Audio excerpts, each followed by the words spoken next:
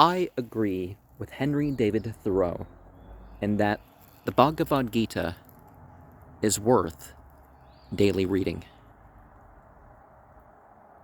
It is superior to the modern inventions. It is towards self-realization and God-realization. And it fairly is as a jewel of Indian civilization.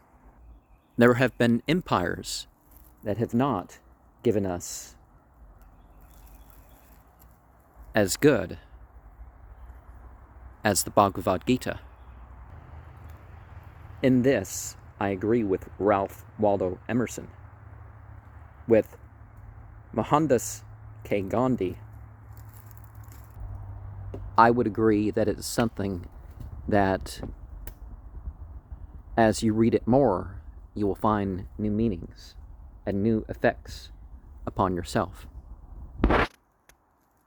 I agree with the International Society of Krishna Consciousness in that it's important to regard the chains of transmission and the understanding of those on the chains of transmission of spiritual literature, from which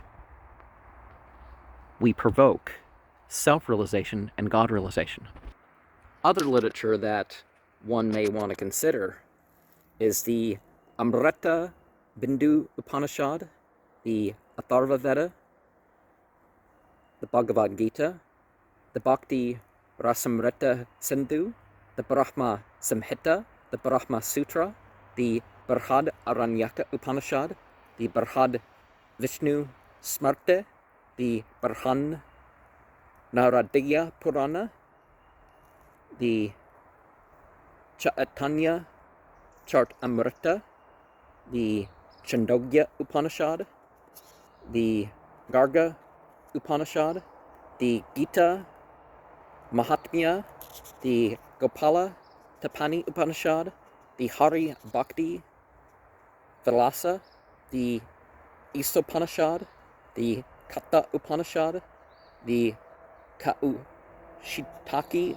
Upanishad, the Kurma Purana, the Madhyandinayana Srute, the Mahabharata, the Maha Upanishad, the Mandukya Upanishad, the Moksha Dharma, the Mundaka Upanishad, the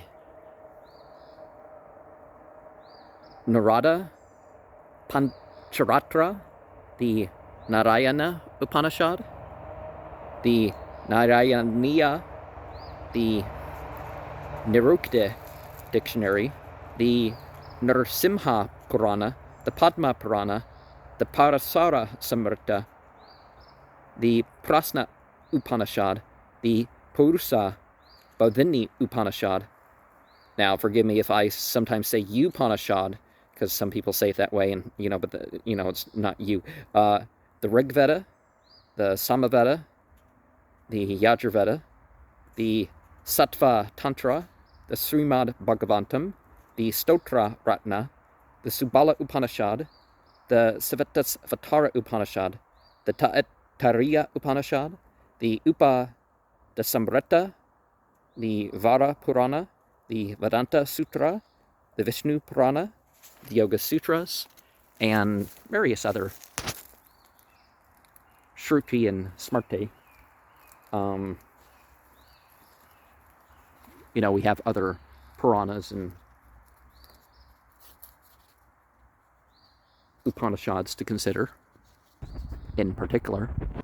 And it's also important to consider that further development of understanding and practice has been done even after figures like Prabhupada, which has left plenty for me to keep commenting on his works for years, right? So we have the Ashtanga Yoga, which is the Eightfold Path of Yama and Niyama, moral practices, asana, bodily postures, pranayama, breath control, pratyahara, sensory withdrawal, dharana, steadying the mind, dhyana, meditation, and samadhi, deep contemplation. And, of course, the bhakti yoga, which is the linking through supreme devotion, that is considered to be of the highest. There's other terms for yoga and various other things that we may want to look at. And certainly they're useful because we've talked about duties, right? But more important might be to connect to the terms relating to divinity, what these terms mean, what the terms of the other spiritual things, so we can apply things to a non-specific sort of term.